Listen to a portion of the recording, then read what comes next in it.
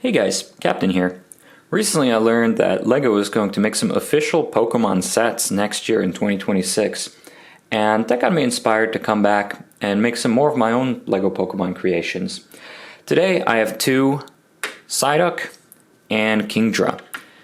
Normally I try and themes these videos together, either an evolution line or all from the same generation, something like that. For these two, these are actually builds that I've had sitting around for probably about 2 or 3 years, close to since the last time that I posted a video, and I never came up with something to sort of pair them off with, so they've sat aside, unreleased for quite a bit. But again, I felt inspired, and so here they are.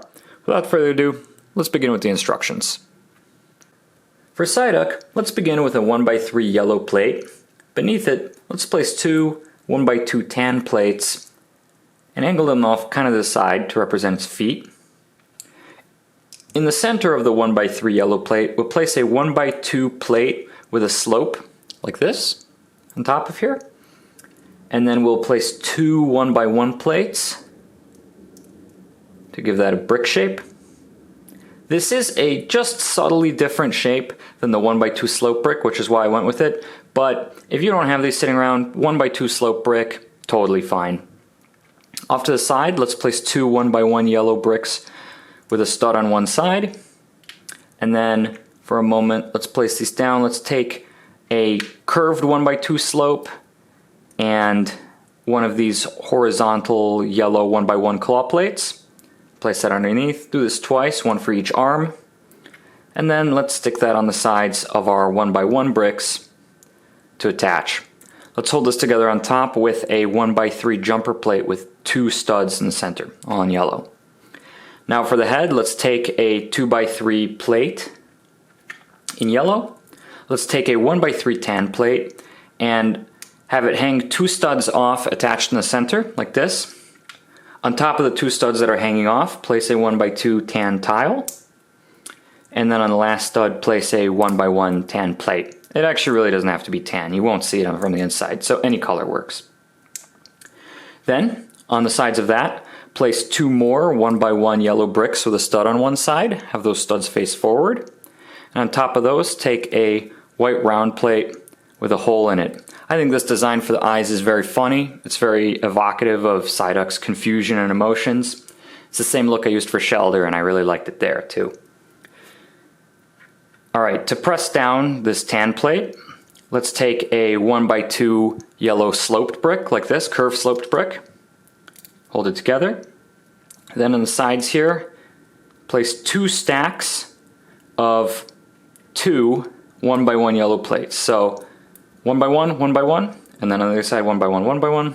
Let's take some yellow cheese slopes, place them on top.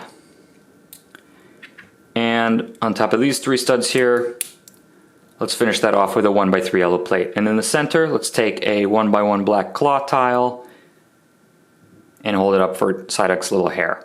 And then attach that onto our jumper plate, and Psyduck is complete. Now for Kingdra, let's begin with its body. Again, we'll start with a 1x3 yellow plate. Do something very different this time. We'll place a 1x1 yellow plate on top, centered. Underneath, place a 1x4 medium blue plate. One stud overhangs. Below that, place a 1x3 medium blue plate, so one stud overhangs. I'm using a 1x2 and a 1x1. That's because I had the wrong number of plates, but no matter. You need 1x3 worth of plates with a one stud overhang. And in the back, hold that together with another 1x2 medium blue plate. In front here, place one of these 1x2 curved bricks, curved slope bricks, and then on top, a 1x1 medium blue tile. So you have this little one stud gap here. Alright, set this down for a moment. Now what we'll do, we'll begin with a 1x3 medium blue plate, and on top of it place three 1x2 white plates. Now this is structurally the same as using a 1x2 white brick, but I actually like using the lines that you can just subtly see in between the connections to kind of represent the striations of Kingdra's fins. So that's what we're doing here. Then, with a one stud overhang, place a 1x2 medium blue plate. And on this last stud, place a 1x1 medium blue bracket that hangs forward like this. Alright, now we're going to place this, and this will just snugly attach here. All right, we've got 2 plates worth of width this way and 5 plates worth of height, or sorry, 2 bricks worth of width this way. 2 studs, I should say, and 5 plates of height. That's equivalent. This is a perfect fit. And then take a 1x2 curved slope in medium blue, place it right there.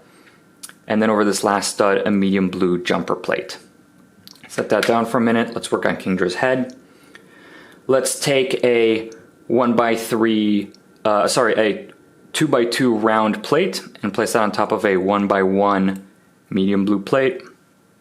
Now what we'll do, on 2 of these studs, we'll place 1x1 claw plates horizontal and have them stick out this way, so the claws are, let's say, forming like one long line from claw to claw. They're not adjacent to each other.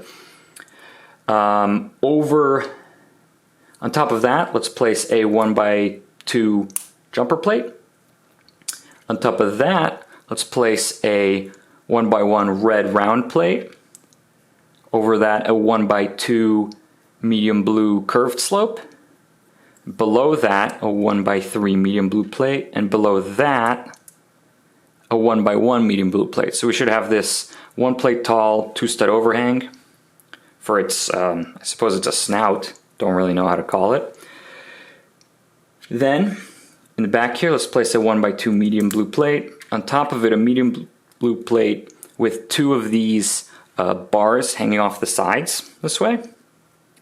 On top of it, a different type of 1x2 plate with a bar off the ends, one that's got the segmented bar, kind of like a briefcase piece, as I sometimes call it, segmented one. Top that off with a 1x2 medium blue tile. And then in these claws, let's take 2 of these 1x1 round plates with the segmented bar off the end, sometimes fondly known as the Among Us piece. Maybe that nickname's gone now that Among Us isn't so in vogue, but anyway, I think the name is still kind of funny and apt. And then on these 2 endpoints of the medium blue segmented bar, take 2 more 1x1 claw plates, horizontal claw plates, stick them off like this, and now let's attach our head to the body on top of the jumper plate. And that's how you have Kingdra, the Psyduck from before. I hope you guys enjoyed this video. I don't know how many more LEGO Pokemon I'll make in the future. I also wonder if LEGO will end up designing any of the Pokemon that I've ever built in the past. I, of course, started by making these in somewhat of a minifigure scale. And as you can see, a little bit fragile, but as you can see, this is definitely much taller than one minifigure. Even if you believe that some of these Pokemon are meant to be kind of tall, they really start to dwarf the minifigures in comparison to some of my earlier builds. But I think that's fine. It's a worthwhile trade-off for the amount of detail I'm able to capture. Again, I think this is much more expressive than you could get in a perhaps minifigure scale Psyduck that would be half the height. Anyways, I do hope you guys enjoyed.